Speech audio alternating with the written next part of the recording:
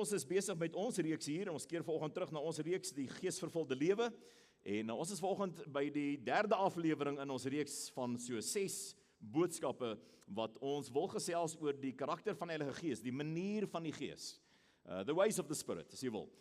Hoe werk die Gees, hoekom mis ons die Gees so maklik? Ek vertrou dat hierdie reeks ook vir jou antwoord waarom gelowiges so maklik skepties kan staan teenoor die werk van die Heilige Gees. Dis nogal onnugtering om te besef, wanneer jy met gelowiges praat, en ek praat nou van gelowiges in die groter spektrum van ons samelewing, hoe maklik gelowiges hulle afkeur en hulle misverstand met die werk van die Heilige Gees kan wys. Jy weet, wanneer jy met mense praat oor die werk van die Heilige Gees, is baie mense se vertrekpunt dood eenvoudig, ek wil nie daarbey betrokke wees nie, ek wil nie daarmee praat nie, weet, ek het 'n ongemak om te praat of gesprekke oop te maak oor die werk van die Heilige Gees. Die realiteit is dat ek nie sonder die werk van die Heilige Gees en sonder die uitstorting van die Heilige Gees in geloof kan staan nie. Goed, en as jy teologies wil verstaan, gaan lees Galasiërs. Jy sal in Galasiërs wat praat oor wettisisme, en deel van wettisisme was die afwesigheid van die Heilige Gees in die Ou Testament. Dit is baie belangrik vir jou om te verstaan, deel van wettisisme, dit wat oor en oor deur Paulus teen gewaarsku word, 'n terugkeer na die Joodse beginsels, 'n terugkeer na die Joodse maniere, 'n terugkeer na die Sabbatsvieringe op Saterdag, op die laaste dag in plaas van die eerste dag. Die waarskuwings, veral in Galasiërs, maar dis oral in die Nuwe Testament, die waarskuwings kom saam met hierdie teologiese grondslag, wat jy moet verstaan, 'n groot probleem van die wettisisme en die rituele en die kulture van die Ou Testament waarin die Jode steeds vasgevang is, en baie hedendaagse Christene heen gryp, omdat hulle nie verhouding beleef nie. Dis wat gebeur, as jy wonder, hoe gebeur dit dat Christene teruggryp na Joodse instellings en Joodse gebruike en Judaïsme, ons noem dit nuwe Judaïsme, dis die regte naam daarvoor. Hoe gebeur dit dat gelowiges teruggryp na nuwe Judaïsme toe? Hier is 'n eenvoudige antwoord. Daar's 'n gebrek en 'n leemte in die verhoudingsbelewenis. Die jammerte is dat die wettisisme en Judaïsme dit ook nie kon bied nie, want Jode het nie 'n verhouding met die Heilige Gees of met Jesus nie. Hulle het nie Jesus Christus erken nie, so hulle het ook nie die Heilige Gees uitstorting ontvang nie. Hulle het 'n sekere koneksie en inklinasie na die Vader toe, maar nie Vader nie, glo my, hulle noem hom nie Vader nie, want God is nie bekend as Vader in die Ou Testament nie, en die Ou Testament is die basis daar, hy is die God daarbo. Nou ons is die mense hieronder, en daar's 'n leemte. En die enigste manier om daardie leemte te hanteer, jy kan dit nie oorkom nie, dit te hanteer is om dit vol rituele te maak. Ek is mens met 'n aardse lewe, met menslike uitdagings, hy's God daarbo en hy's ver weg van ons af. Jesaja 55 word verkeerdelik gebruik daarvoor. God is in die hemel, julle is op die aarde, sy gedagtes is bo julle gedagtes, ver bokant julle. En dan nou ons oplees, die volgende vers sê, maar. Goed, my woorde, wat vul die spasies? Ek het nou net met jou gepraat oor vaderskap. Wat vul die spasies tussen 'n volwasse man se behoeftes en verantwoordelikhede en spanning en angs en uitdagings en seer en verliese en konfrontasies? Wat vul die spasie tussen 'n volwasse man se wêreld en kinders wat smag na pa? Nou primêr woorde. En die probleem is die stilte. En daardie Ou Testamentiese Judaïsme is na duisende jare het dit sy piek bereik, sy klimaks bereik, met 500 jaar se absolute stilte. Van die laaste vers, Maleagi 4 vers 6, die laaste vers in die Ou Testament, tot die eerste vers in Matteus, waar die geslagregister van Jesus begin, is amper 500 jaar. En in daardie 500 jaar is nie een enkele woord of daad van God vir sy mense gegee nie. Nie een nie. 500 jaar stilte. Wat is dit? Dit is waartoe wettisisme die mens gebring het. God wys daardeur vir die mens en vir die Jode, dis presies wat die uitkoms en die vrug en die éventuele bereiking gaan wees van hierdie wet. Stilte. Want ek is hoog, julle is laag. Ek is heilig, julle is sondig. Ek het dit reg, julle het dit verkeerd. Ek leef, julle is in wese geestelik dood. Ons het niks vir mekaar te sê nie. 500 jaar se stilte. En dan kom Jesus op die toneel en die hele spel begin voor ons oë afspeel van wat geprofeteer is in Maleagi 4 vers 6. 500 jaar terug, die laaste woorde. Wat was die laaste woorde van God gewees deur die profeet? As die harte van die vaders terugkeer na die seuns toe, en die harte van die seuns die vaders vind, sal ek lewe gee. Maar indien nie, sal daar vloek wees. Sal dit vervloek wees. 500 jaar se stilte, dis die loon van die wet, absolute leemte, vaderloosheid, absolute weeskindskap vir 500 jaar. En dan kom Jesus op die toneel in Matteus, en die Vader gee sy seun, en vir 33 jaar sien ons hierdie toneel, real life, voor ons uitspeel, van hoe lyk dit, wanneer 'n vader en 'n seun se harte mekaar vind. Is die Bybel nie prakties nie? Is dit nie fantasties nie? Nou goed, wat nou gebeur is, baie Christene keer terug na die Judaïsme toe. Want ons verstaan nie wat Jesus vir ons probeer sê het nie, ons verstaan nie wat Maleagi 4 vers 6 geprofeteer het nie, en ons verstaan nie wat die Vader vir ons gestuur het nie, ons sien nie hierdie spel raak nie, ons sien nie die boodskap in hierdie toneel nie, en ons mis dit, en ons het 'n leemte, daar's nie 'n verhouding met die Vader nie, verhouding is om die leemte te vul. Dis wat kinders na smag van hulle paas af, dis wat paas kan gee vir hulle kinders, om die leemte te vul, sodat daar nie interpretasie is nie. Daar moet nie interpretasie wees nie, daar moet weet wees, daar moet beleef wees, daar moet voel wees, daar moet ervaar wees. Goed, ek moet nie wonder nie, en dis wat paas wil doen met daardie spasie, en dis wat die Vader vir ons doen, ons noem dit verhouding met God. En dis waar persoonlike verhouding of verhouding met God inpas. Dis presies wat dit is tussen my aardse realiteit as 'n kind, en God se hemelse realiteit as 'n heilige God, daar's 'n leemte daartussen, en ons almal ken dit. Maar daardie spasie kan nie gevul word met rituele nie, met Judaïsme nie, met wettisisme nie, met die Sabbatsreëls nie, met die fees. Dit kan nie gevul word met enige aksie nie. Dit moet gevul word met woorde. Watter woorde? Die woorde van Jesaja 55. Die volgende vers sê: "Alhoewel ek ver bo julle is en julle onder my is en my wee bo julle wee is, sal ek my woorde neerreën soos reën uit die hemele, en dit sal die harde kors van die aarde benat, en dit sal vrug voortbring." Dis wat vaderskap doen. Dis 'n profesie van die Vader wat sal kom deur sy seun, en van persoonlike verhouding met God. Jesaja 55. Dis wat ons beleef. Paas, daar's soveel vir jou om hiervan te vat en te gaan toepas. So waarom is daar so 'n mistasting en so 'n poging en 'n behoefte in gelowiges, baie dikwels tussen ons, om terug te val in wettisisme, of terug te val in die reëls, of terug te val in rituele, of terug te val in godsdiens? Weet gelowiges, moderne gelowiges val nie noodwendig terug in Judaïsme of in wettisisme of in die Joodse gebruike nie. Baie van ons verval maar net in godsdiens. Ek het hierdie nodelose, oneindige, voorspelbare plek wat ek bereik. In my geestesoog is dit soos om in 'n woestyn in te stap en daar's net niks voor nie. Dit lyk net alles dieselfde, godsdiens. Ja, dis duin op duin op duin op duin op duin op duin op duin op duin. Dis net duine, is al wat daar is. En wat gebeur in die woestyn? Mense sterf daar. Dis wat godsdiens is. Dis hoekom Jesus so 'n probleem met godsdiens het.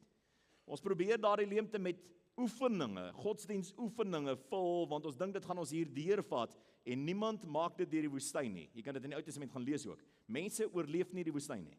Goed, ek kan nie die middeldeel, hierdie spasie hier, aanpak met rituele nie. Ek kan nie hierdie spasie verwyder of interpreteer of verstaan of oorleef met godsdiensgewoontes nie. Dit moet gevul word met die woorde van God. En wanneer die woorde kom, stort hy ook sy gees uit. En nou is ons by skrif, nou is ons by wat God bedoel het reg van die begin af. Ons is terug by Genesis 1 vers 3. En miskien beleef jy jou lewe soos Genesis 1 vers 3, die derde vers in jou Bybel. Miskien beleef jy jou lewe daar. Dit was woes en leeg. En daar was nie orde nie, en alles was deur mekaar gewees, en duisternis het geheers oor die skepping. Maar God se woorde en God se gees het opgedaag. Jy sien, wanneer ek daai spasies begin vul met woorde, enige leemte in my lewe, enige iets wat jy op hierdie stadium nie kan interpreteer nie kan verstaan nie weet om dit te navigeer nie, enige leemte, vul dit met woorde van God. Dis jou werk. So die Vader wys vir ons wie doen die werk, die Vader doen die werk, en dan wys die Vader ook vir ons wie sal getrou wees. As jy die werk doen, sal die Gees getrou wees. As ek die werk doen, sal die Gees getrou wees. Ek wil ons maar dit saam sê. Kan ons dit saam sê? As ek getrou is, sal die Gees getrou wees. Wat ek eintlik wou gesê het, as ek die werk doen, kom ons sê dit weer, as ek die werk doen, sal die Gees getrou wees. Goed, so nou gaan ons dit reg sê, ek het dit verkeerd gehad. Kom ons sê dit reg. Goed, as ek die werk doen, sal die Gees getrou wees. Goed, en dis wat ons in Genesis 1 vers 3 is, een van die eerste lesse van die Bybel. God die Vader wys vir ons wie doen die werk. Die Vader doen die werk. Vader het 'n verantwoordelikheid om die werk te doen. Vul die spasies met woorde. En die Vader daag op in daardie woes en leeg skepping en sê, laat daar lig wees. Wat was dit geweest? Dis 'n openbaring van sy wil, dis 'n openbaring van sy motiewe, dis 'n openbaring van sy visie, dis rigting, dis struktureel, dit bring sekuriteit, lig in duisternis. Wat 'n boodskap van hoop. Net daardie woorde kom verander alles. Laat daar lig wees en onmiddellik begin die Gees sweef oor daardie omstandighede. Hoe kry ek die Gees terug in my lewe in? Hoe kry ek die Gees se sweef se werking? Hoe kry ek die wind op die toneel? Spreek die woorde van God. Die Heilige Gees is soos 'n magneet wanneer dit kom by die woord van God. Waar die woord van God suiwer bedien word, sal die Gees van God altyd opdaag. En die beste manier om die suiwer woord van God toe te pas is om die Bybel te vat. Vat jou Bybel en gebruik jou woord en begin die woorde van God spreek in mense se omstandighede. In jou omstandighede, in kinders se omstandighede, in leemtes, in stilte. Begin die woord van die Here spreek in daardie omstandighede in en die Gees van die Here sal opdaag. Die Gees van die Here sal opdaag. Dis 'n vaderskap aksie. Goed, die Vader daag op en hy spreek sy eie woord in die chaos en onmiddellik is die Gees daar. Soos 'n magneet. Dit trek net mekaar. Dis soos twee pole hierdie, negatief en positief. Die woord van God en die Gees van die Here. Goed, daar's onmiddellik is daar aksie. Onmiddellik is dit daar. So wat doen ek met die leemtes? Wat doen ek met die chaos? Wat doen ek met die onverstaanbare of die verlore jare? Wat maak ek met die verliese in my lewe? Wat maak ek met die goed wat net nog nooit gewerk het nie? Wat maak ek met die belewennisse en jou unieke storie wat in jou gemoed altyd anders en erger is as ander mense se stories, want dit is jou pyn. Dis nie krities nie, dis ons belewenis. 'n Mens se eie pyn is altyd die ergste pyn wat daar is. Jou pyn kan nie vir my erger wees as my pyn nie. Dis net mens wees. Wat maak God met die ergste pyn in 'n mens se lewe? Hy kom vul dit met sy woord en die Gees is onmiddellik besig. Onmiddellik is die Gees daar. En dit vat ons na Johannes toe, waar Jesus praat met Nikodemus en Jesus het die lering van Nikodemus in Johannes 3 vers 8 gee. Vir Nikodemus sê Nikodemus die wind waai. En net dit is so kragtig. Die wind waai. En jy hoor hom, maar jy weet nie wat hy mee besig is nie. Dis jou probleem Nikodemus, dis die leemte wat jy ervaar, dis hoekom jy in godsdienst vasgevang is. Iets gebeur in Nikodemus se lewe daar, ons weet nie wat het gebeur nie, ons ken nie sy hele storie nie, maar eventueel leer ons dat Nikodemus weer by was, teenwoordig was toe Jesus se liggaam gebalsem word op die Saterdag, nadat hy die Vrydag gesterf het. Iets het gebeur in Nikodemus se lewe. Ons het eendag hoor presies wat gebeur het, maar iewers besluit Nikodemus, ek gaan luister en aansluit by die koninkryk missie, en Nikodemus se bekering was eg gewees, want hy het ook in die balseming van Jesus se liggaam erken, hy was die seun van God. 'n Man van sy statuur sou nooit deelgeneem het aan die balseming van 'n lijk nie. Goed, binne in die Joodse kultuur is dit om onrein te wees. En dis deel van die saad, dis deel van teologie, dis deel van die saad, Nikodemus wat val in die grond en sterf om nuwe lewe te ontvang. Dis so 'n mooi verhaal en simboliek daai wat gebeur in Nikodemus se lewe. Maar ons ken nie die hele storie nie, ons weet nie wat was die hele reaksie gewees na Johannes 3 nie. Maar Jesus sê vir hom, Nikodemus, jy moet wedergebore word. En dan bevraagteken hy dit. Hy sê hoekom? Hy sê, weet, my manier, my ritueel, my kultuur, my agtergrond, my upbringing was anders gewees. Hoekom? Ek is nog altyd in die tempel, ek is nog altyd in die kerk, ek is nog altyd 'n gelowige, ek het nog altyd lidmaatskap iewers gehad. En Jesus sê dit van 'n ander woorde, hy sê, luister mooi wat ek vir jou sê, as jy nie uit gees of uit water en gees oorgebore word nie, sal jy die koninkryk van God nie sien nie. En dis asof Jesus hierdie redenasie met hom verder vat nie. Hy sê, dis jou probleem, dis hoekom jy soekend is. Ek het nou nog gepraat van mense wat soekend raak en terugval na godsdienst toe of terugval na Joodse rituele toe. 'n Groot probleem vandag in ons hedendaagse Christendom. Is mense gryp terug na die Joodse gebruike toe, want hulle soek iets meer, hulle soek iets dieper, hulle soek iets om mee te werk. Hulle soek substance. Die substance is in die verhouding.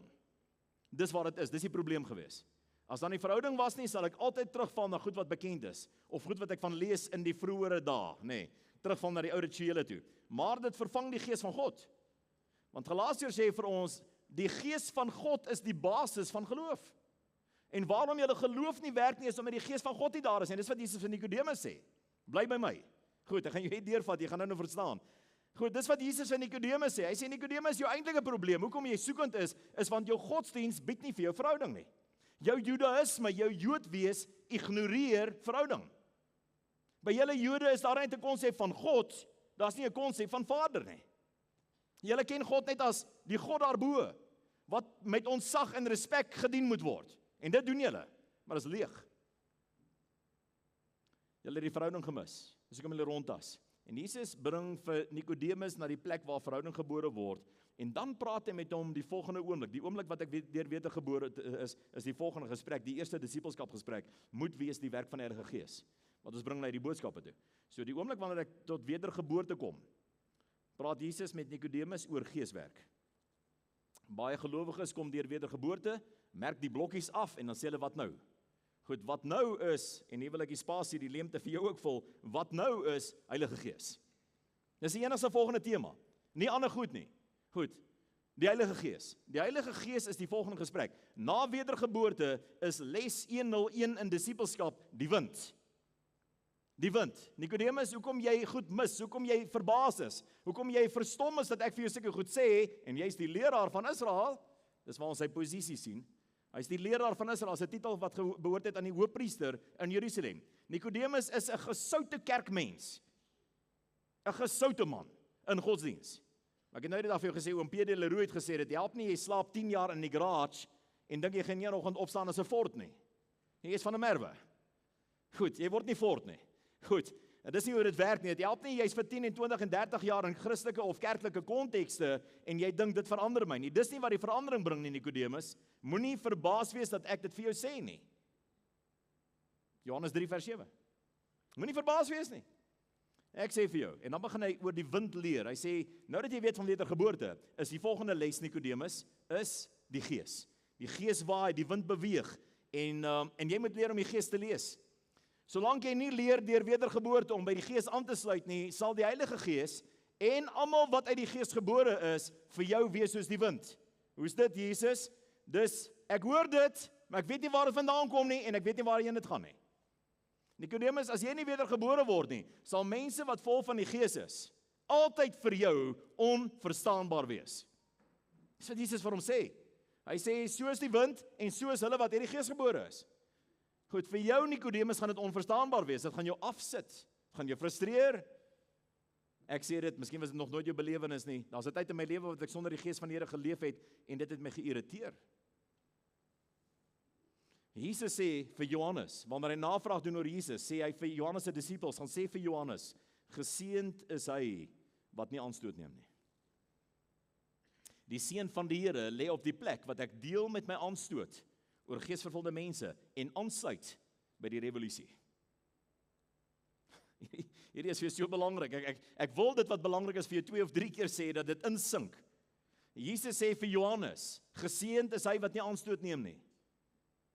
Ek wil volgens dieselfde vir jou sê, geseënd is jy beland en jy daag op 'n geseënde plek in jou geestelike lewe, wanneer jy gedeel het met die aanstoot, gedeel het met die frustrasie, gedeel het met die irritasie van mense wat konstant in die Gees wandel. Dis die geseënde plek. Moenie aanstoot neem nie. Daag op en neem deel en leer om met die wind te werk, Nikodemus.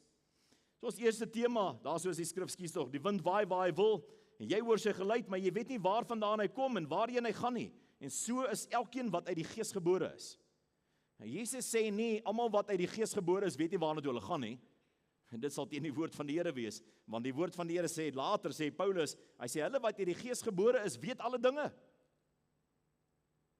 Staan in jou Bybel, 1 Johannes 4 sê, hulle wat uit die Gees gebore is, weet dit. Hulle het dit ontvang. Hulle weet waarheen hulle op pad is. Jesus praat met Nikodemus, en Nikodemus is nie uit die Gees gebore nie, nie hier nie. Hy sê, Nikodemus, so is almal wat uit die Gees gebore is vir jou. Jesus praat met Nikodemus, en Nikodemus is die hoorder. Nikodemus, jy verstaan nie die Gees nie, jy het dit nie geleer ken nie, jy's in Judaïsme en rituele en godsdiens. Goed, vir jou is almal wat uit die Gees gebore is, so. Jy weet nie waar kom hierdie ou vandaan met sy stelling nie, en jy weet nie waarheen is hierdie storie op pad nie.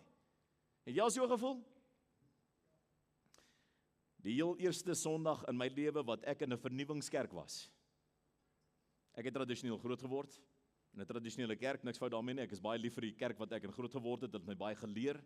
Maar die heel eerste oggend, Sondagoggend, wat ek in 'n vernuwingskerk was, het ek langs my pa op 'n kerk se galery gesit, heel agter in die kerk bo.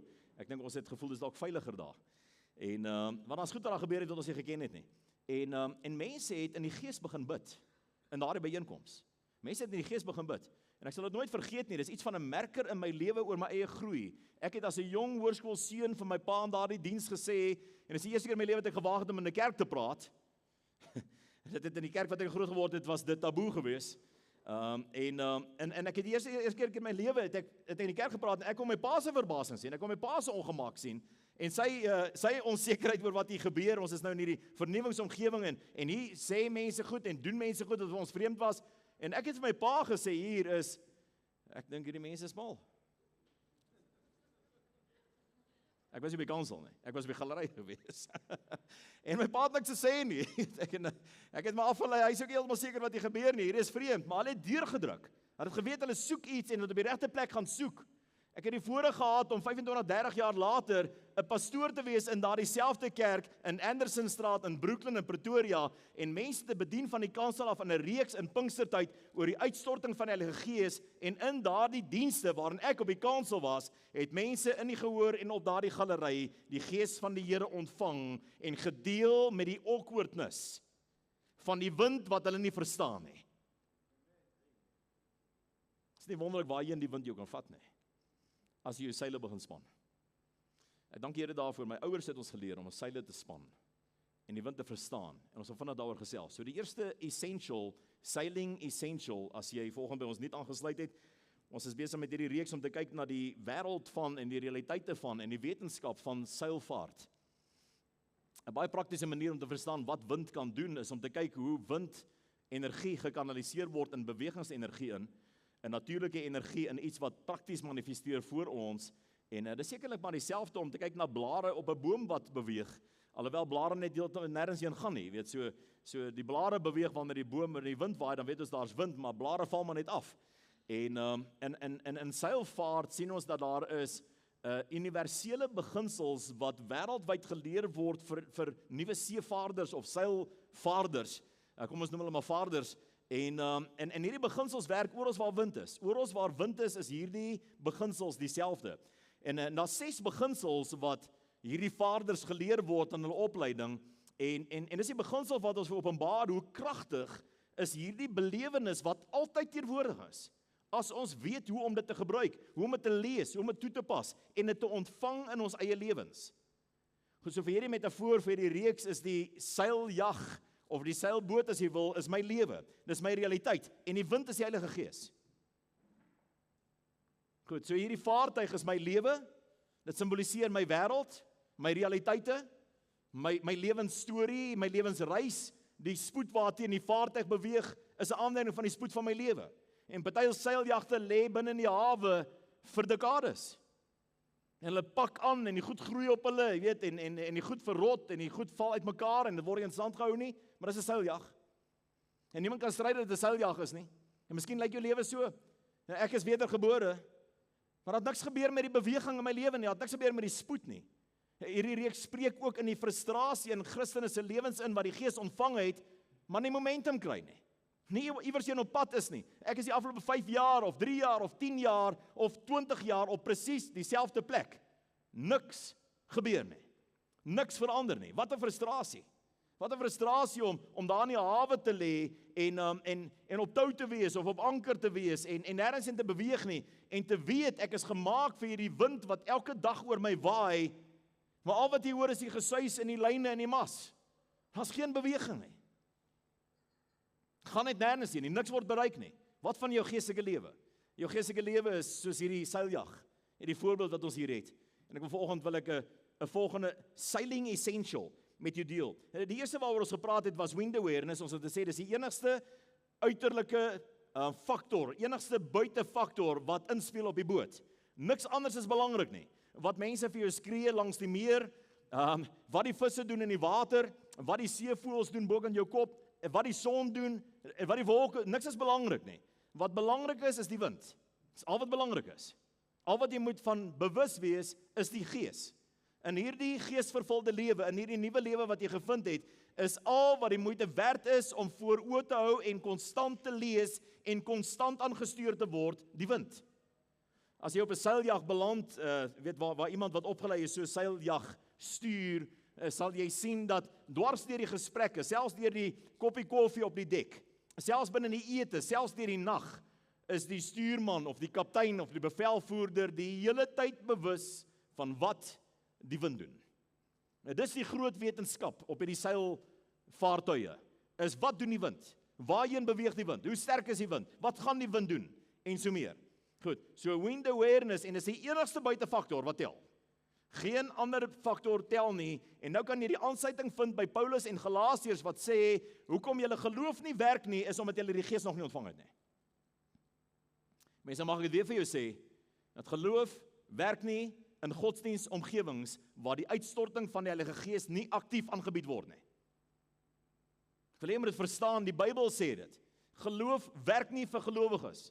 Dis nie aktief nie, daar's nie uitsette nie, daar's nie prestasie nie, daar's nie bewegings nie, daar's nie getuienis nie, daar's nie kragmanifestasie in gelowiges se lewens wat geleer word van geloof, maar nooit blootgestel word aan die uitstorting van die Heilige Gees nie.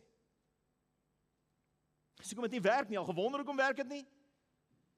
Waarom ken jy mense wat sogenaamd gelowig is, maar ongemaklik is met die werk van die Heilige Gees? Kan nie wees nie. Waarom ken jy mense wat perdekarre wil hê, maar nie oor perde wil praat nie? Waarom ken jy mense wat lewenslang najag om 'n plaas te besit, maar nie van trekkers hou nie? Ken jy sulke mense? Jy doen. Dink maar net mooi, jy doen. Jy ken gelowiges wat hulle self gelowig noem, maar ongemaklik is met enige gesprek oor die Heilige Gees. Of onhandig is met gesprek oor die Heilige Gees. Wat ek vanoggend vir jou wil sê is, maar net soos iemand wat 'n plaas wil hê, maar nie oor trekkers wil praat nie. Jy weet, of iemand wat 'n besigheid wil hê, maar niks wil weet van balansdata nie. Dis 'n probleem.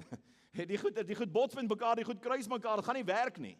Jy kan nie die een deel wil hê en die voordeel wil hê, maar nie die praktiese toepassing en die wetenskap agter dit verstaan nie. Dit is dieselfde frustrasie wat 'n kind beleef, wat 'n musiekinstrument moet speel, maar nie blootgestel is aan teorie nie. Dit werk net nie. Daar's nie vordering nie. Dis nie die rigting wat jy wil inslaan nie. Jou geloof soek geesvervulling. Wind awareness was die eerste sailing essential. Jy kan gaan lees of gaan luister, dis opgeneem. Die tweede essential was sail setting, en ons gepraat oor die balans en die waarde van die twee seile op die seiljag. Hierdie is die algemeenste en die bekendste opstel op 'n seiljag. Daar's ander tipe seile wat anders lyk, ander funksies het, in sekere omstandighede meer effektief sou wees, maar hier is die algemene opstel reg oor die wêreld waar jy seilbote sou sien, selfs in die midde van Afrika. As jy daar langs Tanzanië op die meer gaan, dan lyk bote so. Goed, selfs bote wat met die hand gebou word uit hout en bome, het verkieslik twee seile. Dis die effektiefste. Daar is met een seil, maar hulle werk nie so effektief nie. Hulle kantel maklik. Twee seile is die gedagte, en die wetenskap agter dit is die voorste seil soek die wind en gee die wind vir die agterste seil. En jy sal sien dat die agterste seil, hierdie vaartuig vaar so min of meer noordwes vanoggend, en jy sal sien dat die voorste seil is los. Die voorste seil is los, maar die agterste seil is vas. En die rede is, daardie losseil soek, hy kan enige plek gaan soek, waar hy ook al wil soek, gaan hy die wind kry, deur 'n opgeleide man of 'n persoon wat weet, hy soek die wind, maar hierdie seil is vas, en hierdie seil ontvang die wind binne in hierdie mas, wat hy van bo tot onder aan die mas vas is, want hier is die oordrag van die energie, van die krag van die wind, binne in hierdie vaartuig in. Daardie seil is oral vas op die mas, hierdie nie. Jy sal sien, dit kan beweeg hier. Goed, en dit is die hoor, waar is die Gees, en doen wat die Gees wil doen. Hoor en doen, gaan luister na die boodskap. 'n Beweging in ons lewens kom wanneer ons seile reg opgestel is, ons ingesteldheid reg opgestel is, ons gesindheid teenoor ons geestelike lewens en die Heilige Gees in orde kom, en ons hoor en doen. Ons hoor nie net nie, ons hoor en doen. Gelowiges wat baie hoor en min doen, se geestelike lewens stagneer. En die wind kan waai, laat dit klink of jy goed huil.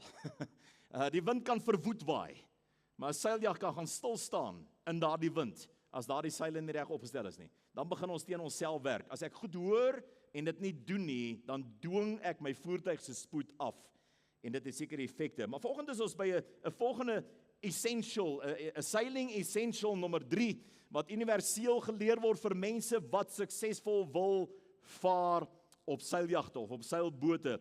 En ons tema vanoggend gaan oor boat balance. Les nommer 3, boat balance. Is jy reg om te leer om hierdie vaartuig te vaar of te seil? Goed, en dan moet ons gesels En hierdie is in belang, hierdie is in prioriteitsvolgorde, is hierdie beginsels vir jou uiteengesit. Die belangrikste een was nommer 1 gewees. En tweede belangrikste 2 weke gelede. En vandag die derde belangrikste les om hierdie vaartuig momentum te gee en jou bestemming te kan bereik wat jou lewe bedoel is om te bereik. Eventueel aan die ander kant uit te kom, suksesvol, met 'n wonderlike belewenis, sonder baie spanning, met vrede in jou hart. En die goedkeuring van die Here oor jou lewe. Uit die aard van die saak wil ons so aankom, ons wil nie flenters daar aankom nie. Ons wil nie een van hierdie seiljag stories word waaroor movies gemaak word. Jy weet, en as jy daai goed kyk, sal jy jou voete nooit op 'n seiljag sit nie. Partykeer is daar sulke horror movies. Nee, sulke thriller films wat 'n ou kyk oor hierdie goed en want dis wat movies van gemaak word. Maar dis nie die gedagte nie. Goed, die gedagte is nie om met 'n angstigheid of 'n onsekerheid of met 'n waarskuwing deel te word van die werk van die Gees nie. Die gedagte is dat dit my gemaklike plek sal wees en ek sal bereik wat God bedoel het. So ons gesels vanoggend oor bootbalans of die balans van die voertuig. En die gedagte is dat die boot ten alle tye plat moet vaar. So die groot beginsel hier is dat hierdie voertuig ten alle tye en ek gaan probeer met hierdie model dit net vir demonstreer, plat sal vaar soos hierdie voertuig hier staan. En met ander woorde, die gedagte is nie dat hierdie vaartuig so vaar nie. Hierdie vaartuig is nie gemaak, alhoewel hy kan, en alhoewel hy nie behoort oor te val nie, is hierdie vaartuig nie gemaak om so te vaar nie. En ek weet dis die mooier prentjies wat ons sien, want ons dink aan racingkarre, wat om 'n draai kom, maar hierdie is nie 'n racingkar met draai nie. Hierdie vaartuig is ontwikkel deur die ingenieurs en die ontwerpers om plat te vaar. Wanneer hierdie vaartuig plat vaar, is hy suksesvol en effektief. Goed, so die seile moet opgestel word op so 'n manier dat hierdie voertuig simmetries aan die linkerkant en die regterkant met die water is. En op hierdie boot word gepraat van die waterlyn. As jy onseker is waarvoor om te kyk, kan jy oor die kant van die boot kyk as jy wou en sien die water is nader aan die dek aan die een kant as aan die ander kant. En dis is nie die effek wat jy wil hê nie, dis nie wat jy wil beleef nie, daar's negatiewe goed wat gebeur. Dit rem die boot. Goed, wanneer die boot skuins oorkantel, verstuur dit die waterlyn en veroorsaak dat die boot sy neus in die wind indruk, reg teen die wind. So wat gebeur met hierdie vaartuig is, kom ons veronderstel, die wind kom hier van hierdie gehoor af, en jy wil 45 grade uit die wind uit wees, dis die naaste wat jy kan kom in die rigting van die wind, so jy kan eventueel daar kom, maar jy gaan dit teen 45 grade hoeke doen, maksimum, en zigzag deur die wind gaan, maar jy kan nie reg in die wind in vaar nie. Maar wat gebeur wanneer die vaarder of die kaptein van hierdie boot nie bewus is, dat hierdie boot het skuins begin kantel nie? Dit gebeur baie maklik. Dat die wind, want dis wind wat hier vanaf kom, hierdie wind kan hierdie agterste seil oordruk. En wanneer die vaarder nie besef hierdie vaartuig is besig om skuins te kantel nie, is daar 'n outomatiese beweging wat gebeur. Die boot kan nie anders as om dit te doen nie. Die boot moet dit doen. Goed, so wanneer hierdie boot begin skuins kantel, moet hierdie boot se neus in die wind indruk. En die boot kan nie teen die wind vaar nie. Nou kan ek nie meer die wind gebruik nie. So elke keer wanneer hierdie boot skuins begin kantel, draai sy neus outomaties in die wind in. En wanneer hy die kant toe vaar en hy begin skuins kantel, draai hy in die wind in. En dan gaan staan die boot stil. Die boot kan nie loodreg binne in die wind in vaar nie. Hy kan maksimum 45 grade van die windrigting afkom. Goed, so die geheim is om te vaar waarheen ek wil vaar, maar die vaarder moet hierdie boot se bootlyn aan weerskante simmetries hou. Met ander woorde, die watervlak van die linkerkant van die boot en die watervlak aan die regterkant van die boot moet simmetries wees. Dit moet dieselfde wees. In sekere bote word dit baie maklik gemaak wanneer daar 'n kleurkode op die boot geverf word en die boot bo en onder 2 verskillende kleure is. So die boot is bo 'n kleur en dan word hy wit en dit is baie maklik om te sien of op te tel dat hierdie boot is nie besig om simmetries te vaar nie en dit het sekere effekte. Goed. So wat gebeur is wanneer daardie boot skuins gedruk word en sy neus in die wind in begin druk, teen die Gees begin werk, te naby kom aan wat die Gees wil doen met sy eie wil, want dit is 'n onbeheerde aksie, moet die seilvaarder die stuurwiel of 'n ouer boot of 'n kleiner boot die roer begin gebruik. So wat gebeur is wanneer my neus in die wind indruk, wanneer my lewe en my aksies teen die Gees van die Here begin werk, gryp die kaptein van die boot outomaties die roer, want is die enigste manier om die boot terug te stuur na die regte rigting toe. Ons het verlede week of 2 weke gelede gesê die boot, die roer se stuur, die boot se stuurwiel en die roer praat van beheer. En ons wil nie beheer nie. Ons wil juis wanneer die Gees van die Here daar is nie in beheer wees nie, ons wil die beheer vir die Gees oorgee. en seker maak dat die gees van die Here die aanduiding gee en die gees van die Here ons lei. So wanneer die boot nie plat vaar nie, gebeur 3 goed, en sommer net vir interessantheid, en ons gaan nou by die skrif uitkom. Die waterlyn is nie meer simmetries nie, met ander woorde, die boot ondervind meer weerstand aan sy een kant as aan die ander kant, wat die boot skeef dwing op sy vaartlyn. Nommer 2, die tweede ding wat gebeur, as hierdie boot nie reg vaar nie, simmetries vaar nie, is die boot se neus steek in die wind in, ons het dit reeds gesê, en die boot begin in die wind inswaai, waar die boot nie kan vaar nie, die wind kom nou reg van voor af. En nommer 3, nou moet die roer gebruik word, om die boot terug te kry op sy lyn. En dis wanneer ons sien wat ons benarde spronge maak in ons eie lewens, en self goed probeer uitsorteer, wat God eintlik wou uitgesorteer het. Het jy al beleef in jou lewe, dat jy in 'n rigting inslaan, wat jy glo die Here jou ingestuur het, miskien met 'n besigheidsbesluit, of 'n besluit oor jou toekoms, of een of ander saak, en nie die goed in jou lewe dopgehou het nie, ons gaan nou kyk, wat moet ek dophou, hoe lees ek dit? En 5 jaar later, of 2 jaar later, of 10 jaar later, besef jy, ek sit eintlik met die stuurwiel in my eie hand. Ek het aanvanklik gedink, dis wat die Here wil doen, en hier daag ek op 'n plek wat ek nou die probleme moet uitsorteer. Ek het aanvanklik die Here gevolg, en nou sit ek met die roer in my eie hand. Ek moet hierdie goed nou probeer red. Hier is een, miskien is dit profeties vir jou. Ek het Bloemfontein toe getrek met 'n woord van die Here, dis 10 jaar later, hier sit ek met die stuurwiel in my eie hand. Here, ons weet nie wat om te maak nie, ons is besig om benarde spronge te maak, ons is besig om angstig op te tree, ons lê in die nagte wakker, wat nou? U het dan destyds gesê, ons moet dit doen. Hoe gebeur dit? Dis die realiteit in gelowiges lewe. Here, ek het hierdie eiendom gekoop met 'n droom dat 'n ding moet werk, en ek is vas oortuig gewees, u gee vir my bevestiging, en hier sit ek met die krisis, hier sit ek met die chaos. Hoe het ek hier beland? Goed, hoe ek daar beland, en jy gaan meer daarvan verstaan in die volgende 5 minute, is wanneer ek kies om die Gees te volg, maar nie die elemente reg lees nie, kan ek op 'n plek beland wat ek self probeer red, en self probeer beredder, en self 'n toekoms probeer skep, met dit wat die Gees eintlik wou doen. Wanneer ons balans wil bepaal op 'n boot, is daar 2 plekke om dit vinnig te sien. Waar kan ek sien, jy het dit reeds gesien en gehoor, waar kan ek baie vinnig sien, of hierdie boot in balans is of nie in balans is nie? Dit is maklik om dit te kan lees. Goed, as hierdie boot in balans is die duidelikste lyn om dop te hou hierdie mas. Wie van julle kan sien dat hierdie boot regop staan?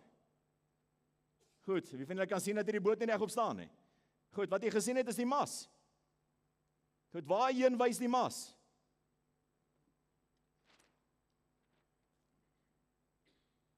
Goed, die mas wys vir my. Goed, as dit begin gebeur, weet almal op die boot is moeilikheid. Maar dis nie al wat gebeur nie, hierdie boot, en miskien is dit 'n passasiersboot, 'n groot seiljag, groot seiljagte wat mense uitvat daar van die Kaapstad hawe af, Victoria hawe af, uit op die see, en as daar 30 of 40 of 50 mense op so 'n jag, en miskien het jy al so 'n sonsonderbelewenis gehad, op so 'n seiljag. En wat gaan jy agterkom, wat wys nog vir jou, as jy op hierdie voertuig vaar, ons is nie besig om plat te vaar op die waterlyn nie. En wat gaan jy beleef as jy op hierdie dek staan, en dit gebeur? En jy gaan op die dek sien, jy het vashouplek nodig. Jy gaan afgegooi word. Dis een van die gevaarlikste goed wat kan gebeur. Dis die grootste risiko van seilvaart, is man overboard. Dit is baie moeilik om daardie voertuig om te draai, as hy op spoed is. Goed, so as 2 plekke wat jy sien of 'n voertuig simmetries vaar, plat vaar op die water, en die eerste is sy vertikale lyn, en die tweede is sy horisontale lyn. Dis maklik. Goed, dis eenvoudige wetenskap. Vertikaal en horisontaal, daar's die 2 hoeke wat jy wil meet. En myre is die realiteite binne in ons lewens wat ons bietjie kan toepas in ons eie lewens. Goed, so wanneer ons balans wil bepaal op die boot, is dit horisontale lyne en vertikale lyne, die dek of die oppervlak waar ek en ander mense moet rondbeweeg en funksioneer en interaksie met mekaar het. Wys baie vinnig of my vaartuig horisontaal vaar. Die plek waar ek leef en waar ander mense saam met my moet leef, die omgewing waarin ek veilig is en mense rondom my veilig voel, die plek waar ons interaksie het met mekaar, wys baie vinnig of 'n vaartuig besig is om skeef te vaar en sy neus teen die leiding van die Heilige Gees gaan begin indruk. Dit wys net so. Ons sien dit in ons verhoudings baie vinnig. Nommer 1 en nommer 2 die mas, of eerstens eintlik die mas nie, wat my interaksie met die wind verseker, is my kontak met God. Wat ek vir jou probeer sê is die maklikste manier om uit te vind of my geestelike lewe, my geestelike vervulde lewe, my toekoms op spoed is en die maksimum impak en spoed kan bereik wat ek in die geeslewe kan bereik, is deur te kyk na my menseverhoudings en my verhouding met God. Lees dit. Kyk wat gebeur op jou dek en kyk wat gebeur met jou mas. Hoe lyk my kontak met die Here? Is ek in 'n deursigtige verhouding met die Here? Praat die Here met my? Kan ek met die Here praat? Is daar twee rigting verkeer tussen my en God? Of is daar obstruksies? Is daar uitdagings? Is daar goed wat my weghou of verhoed of verskonings? Of tyd wat ek misbruik of vir ander goed gebruik wat aan God behoort en of aan die Here behoort en ek ruil dit maklik in vir ander aktiwiteite, weet ek kan môre weer of volgende week weer of volgende jaar weer. Dis daardie mas wat besig is om oor te hel na die verkeerde kant toe en jy is besig om spoed te verloor op jou voertuig. Nommer 1 en nommer 2 om jou neus teen die Gees te druk. Jy is besig om 'n rigting in te slaan wat teen die Gees van die Here is. So twee areas wat ons balans in wil meet is my verhouding met God en my verhouding met mense. Die twee areas wat gebalanseer moet word, dus is, en ek wil dit vir jou so wys, genade en waarheid. Genade en waarheid. Daar's ander maniere om genade en waarheid ook te beleef, maar genade beleef ons primêr van God af. En nou ek het volgens vir jou wil voorhou is dat wanneer ek in 'n plek in my lewe kom en ek nie meer die genade van die Here beleef nie, en ek nie in my lewe kan getuig van die genade en die goedheid en die guns van die Here nie, maar primêr genade. Wanneer ek nie meer ervaring sê dat God oor my lewe genadig is nie, moet ek opkyk na my mas toe. Ek moet dit begin dophou, want hy is my bron van genade. Genade vloei konstant in 'n verhouding tussen God die Vader en sy kinders. En as daardie kanaal belemmer word, of verstop word, of aangetast word, of buite kontak kom, sal ek onmiddellik in my lewe beleef, ek het nie die guns van die Here op my lewe nie.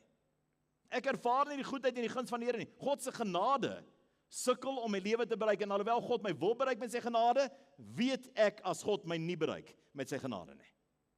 Goed, en ek sê nie die lewe kan nie gebeur nie, partykeer leer die Here ons deur dit, maar wanneer ons herhaaldelik begin beleef dat God se genade bereik nie my lewe nie, moet ek kyk na my verhouding met die Here. Ek moet begin vra, is ek besig om teen die Gees in te beweeg? Is ek besig om te prioritiseer? Genade is nie iets wat ek kan verdien nie, maar genade is beslis iets wat ek ontvang wanneer ek in verhouding met God en in kontak met God bly. Ek gaan dit vir jou nog makliker maak in 'n minuut of 2. Nommer 2, waarheid. Waar sien ons baie vinnig of waarheid seëvier in ons lewens? Nou, uit die aard van die saak wil ons geestelik antwoord en sê, die Here sal vir my sê, maar as my lyn na die Here toe kantel, dan kan die Here nie vir my sê nie. Goed, so ek weet ons almal wou gesê het, genade en waarheid is van die Here af. Goed, maar wat gebeur is, wanneer genade nie meer van die Here afkom nie, omdat ek nie luister na die Gees en doen wat die Gees wil sê nie, en hierdie voertuig se waterlyn begin onsimmetries lyk, ontvang ek nie genade nie, en dan kan God ook nie met my praat oor die waarheid in my lewe nie. So waar sien ons wanneer ons afvallig raak, of wanneer ons afkoel, of wanneer ons verdwaal, waar sien ons in hierdie aardse lewe, waarheid is nie meer my riglyn nie? Verhoudings. Dit is al wat oor is. Jy sien, wanneer die Gees van God nie vir my kan sê, jy vaar skeef nie, moet my vrou vir my sê. En wanneer God nie meer vir my kan sê, jy is ongehoorsaam nie, moet my kinders my kan sê. Wanneer God nie meer vir my kan sê, jy wandel en handel ongeregtig nie, gaan 'n hof of 'n prokureur of 'n staatsaanklaer eventueel vir my sê, jy handel en wandel ongeregtig. Dis hier. Maar Here, hoekom het U nie vir my gesê nie? Want jou mas was die afgelope 5 jaar daar. God kan nie vir jou sê nie. Genade en waarheid. Laat saam met my en ons gaan klaarmaak met hierdie skrifgedeelte na Efesiërs 1. Efesiërs 1. Daar's 'n redelike gedeelte wat ek vir jou wil lees uit Efesiërs 1. En dan gaan ons afsluit met 3 tekens dat jou boot gebalanseer is. 3 plekke wat jy kan sien, jou boot is gebalanseer. Efesiërs 1 vanaf vers 3 tot en met vers 19 gee besondere lering in die eerste gedeelte vanaf vers 3 oor die mas en in die tweede gedeelte oor die dek. En ek wil hê jy moet hierna luister, miskien wil jy saam met my lees of jy oë toemaak as ek dit lees. Maar jy sou kan identifiseer wanneer God klaar met jou gepraat het oor die mas en vir jou sê as die mas nie in plek is nie, sal die dek moet praat. As die vaarder nie opkyk en sy mas lees nie, gaan die mense op die dek begin skree. Maak dit sin? Goed, so luister hierna, vanaf vers 3.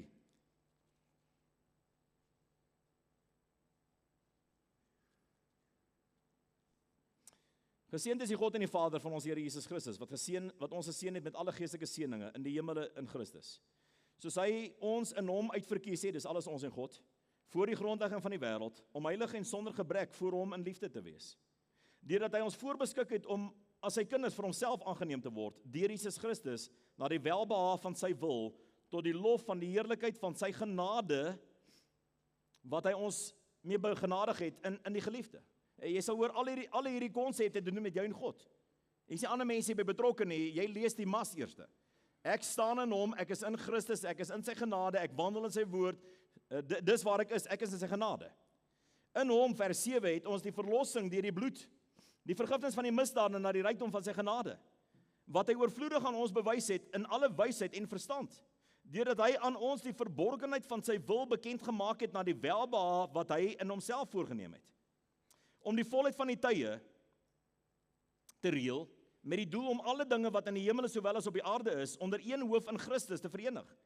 In hom, in wie ons ook 'n erfdeel ontvang het, nadat ons van tevore daartoe verordeneer is, dienooreenkomstig die voorneme van hom, wat alles werk volgens die raad van sy wil, sodat ons kan wees tot lof van sy heerlikheid, ons wat reeds tevore in Christus gehoop het, in wie julle ook, nadat julle die woord van die waarheid, die evangelie van julle redding gehoor het, in wie julle, nadat julle ook geglo het, verseël is met die Heilige Gees van die belofte, wat die onderpand is van ons erfdeel, om sy eiendom te verlos tot lof van sy heerlikheid.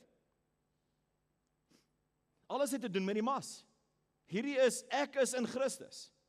As ek die mas lees en my verhouding met God eer en prioritiseer, kan ek sien, ek vaar gelyk, plat, teen die hoogste moontlike spoed, op pad na my bestemming in die geeswêreld toe.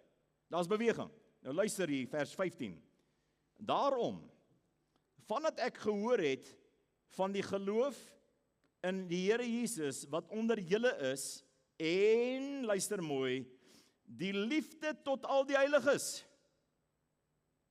Hier verander die gesprek. Ons het oor die mas gepraat, maar nou praat ons oor die dek. Vandat ek gehoor het van die geloof in die Here Jesus Christus, wat onder julle is, en die liefde tot al die heiliges, dit wat op die dek gebeur, hou ek ook nie op om vir julle te dank, as ek aan julle in my gebede dink nie, dat die God van ons Here Jesus Christus, die Vader van heerlikheid, aan julle die gees van wysheid en openbaring en kennis van hom mag gee, verligte oë van julle verstand, sodat julle kan weet wat die hoop van sy roeping en wat die rykdom van die heerlikheid van sy erfdeel onder die heiliges is. Ons is op die dek nou. En wat die uitnemende grootheid van sy krag is vir hulle wat glo. Dis wat gebeur op die dek. Na die werking van die krag van sy sterkte. Jy sien, as die Gees betrokke is daar manifesterende wonderwerke wat gebeur onder gelowiges. Die krag van sy sterkte sal duidelik manifesteer op die dek van jou lewe, in jou menseverhoudings, om jou kombuistafel, in jou vriendskappe. Wat gebeur op die dek? Is daar 'n teken van sy erfdeel onder die heiliges? Vers 19. En wat die uitnemende grootheid van sy krag is vir ons wat glo, na die werking van die krag van sy sterkte. Tot sover. Hier is 'n duidelike stuk lering in Efesiërs oor die twee elemente wat gaan wys, vaar jy teen die hoogste spoed moontlik op pad na God se bestemming vir jou lewe. Is ek in Christus en maak dit wat op die dek gebeur sin? Of het ek gekantel en ek het nie meer kontak met God nie en mense om my skreeu en sê ons is onveilig? Ons weet nie wat nou gebeur nie. Wat maak jy met jou lewe? Luister na Johannes 1 vers 16 tot 17. Ons is terug by die mas en die dek. En uit sy volheid het ons almal ontvang, ja, genade op genade, want die wet is deur Moses gegee, die genade en die waarheid het deur Jesus Christus gekom. Goed. In die oorspronklike vertaling, jy het in jou vertaling het jy daar 'n dubbelpunt geërf. In die oorspronklike vertaling is daar 'n maar. Die wet is deur Moses gegee, maar genade en waarheid het deur Jesus Christus gekom. En ek wil vir jou sê, een van die tekens dat jou boot besig is om te kantel, is dat mense op jou dek wettisisme begin beleef, veroordeling begin leef, verwerping begin beleef. Goed, mense se foute eerder as hulle eer en hulle waarde geaksentueer word op my dek. So die wet het deur Moses gekom, maar genade en waarheid het deur Jesus Christus gekom. Genade en waarheid deur Jesus Christus. Kom ons sluit af. 3 tekens dat jou boot gebalanseer is. 3 tekens dat jou boot gebalanseer is, it all boils down to the same thing. Jy het dit reeds gehoor. Nommer 1. Goed, die mas van my lewe staan regop. Goed, die mas van my lewe staan regop. My boot is gebalanseer. Ek is in kontak met God, ek beleef die Here, ek het ervarings dat God in persoonlike verhouding met my praat. Goed, nou ek wil jou nie verwar hierdeur en sê, jy is eers, jou mas is eers regop wanneer die Here hoorbaar met jou praat, en baie keer word dit so aangebied. As jy vanoggend hier sit en jy beleef, hierdie boodskap is vir my, beleef jy die Here praat met jou. Goed, daar's tekens van 'n mas wat reg staan, 'n mas wat reg vaar. Dit is moontlik dat jy deur 'n seisoen om 'n draai kom, maar balanseer hierdie boot so vinnig as moontlik. Die mas van my lewe staan regop. Wat is die mas? Die mas is hierdie genade. Goed, nommer 2, die dek van my lewe is gaanbaar. Dis die term wat gebruik word in seevaart. Dis gaanbaar. Gaanbaar beteken, ons kan op die dek uitgaan. Ons hoef nie almal binne te skuil nie. Ons hoef nie vas te hou nie. Mense hoef nie vas te maak met safety equipment aan die jag nie. Dis nie 'n gevaarlike situasie nie. My dek, my lewe, my vriendskappe, my huis, my binnekamer, my huwelik, my verhouding met mense daar buite is gaanbaar. Mense is veilig daar. Dis 'n teken. Goed, weer eens, genade en waarheid. En nommer 3, my lewe beweeg vorentoe. Daar's beweging. Ek kan agterkom, God is op pad met my. Ek kom agterkom, daar's groei. Ons was verlede jaar op 'n ander plek gewees, maar hierdie jaar is ons op nuwe plekke, in die geesbelewenis, in ons gemoed, in die kwaliteit van ons huwelik, in die plek met ons kinders. Wat ook al jy bespier of dophou of die Here voor vertrou, my lewe is op spoed. Daar's beweging, iets is besig om te gebeur, die deure is besig om te oopgaan, God is besig om te onderneem. En ek wil hê met hierdie hele boodskap hoor wanneer jy dit oor besin. Goed, wanneer jy dit bedink en prosesseer, maar is my lewe op spoed? Die antwoord is nie, arme ek, my lewe is nie op spoed nie, of niks gebeur nie, ek is nie so bevoorreg nie. Die antwoord is dood eenvoudig, 'n lewe wat beweeg is 'n teken. Dis die byproduk van 'n mas en 'n dek wat gelees word. So wat kan ek maak van hierdie oomblik af, van vanoggend af? As hy sê, maar nee, wil ek beleef nie dat ek geestelik op pad iewers heen is nie, ek beleef nie, daar's beweging nie. Ons geestelike lewens is maar die afgelope 10 en 20 en 30 jaar dieselfde. Ons het niks nuuts beleef nie, ons is nie in 'n dieper verhouding met God, of daar's 'n dieper manifestasie van sy liefde, of sy genade, of sy krag in ons lewens nie.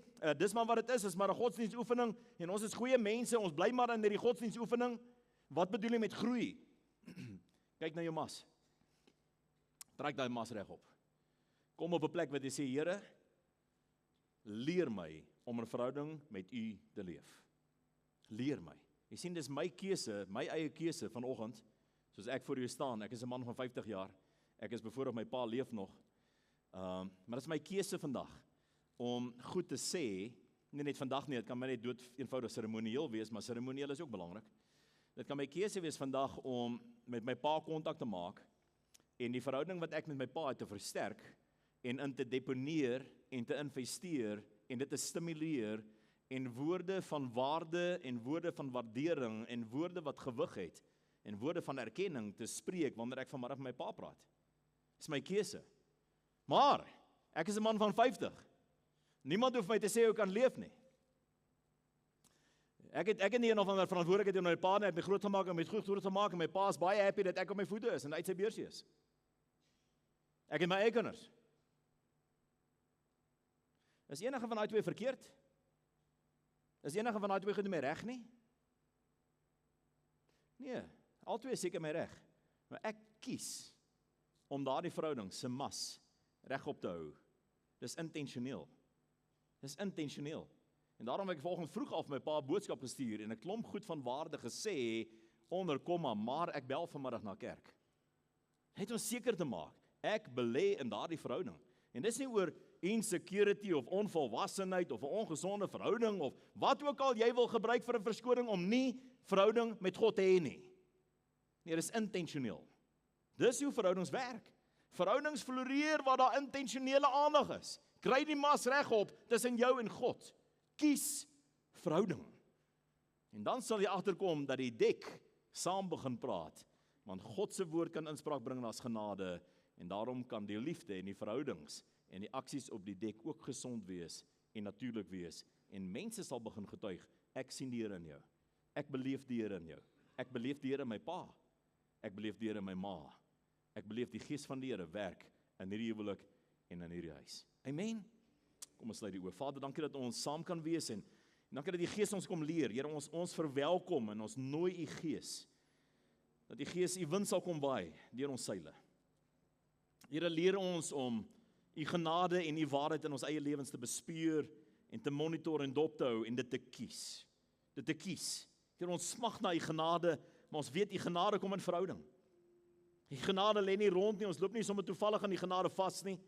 Die genade is nie iets wat vooraf bepaal word, of sekere mense sal wees en sekere mense sal mis nie. Ons kies u genade. Here, en ons kies u waarheid. Here, ons kies om in ons verhouding met u te beleef as 'n Vader. En ons kies om in ons verhouding met mense te leef soos geesvervulde draers van lig en waarheid. Leer ons om hierdie vaartuig regop te kry en regop te hou en u bedoeling, u bestemming, u uitnodiging, u intensie, u erfenis vir u kinders te bereik in hierdie lewe. In die naam van Jesus bid ons dit. Amen.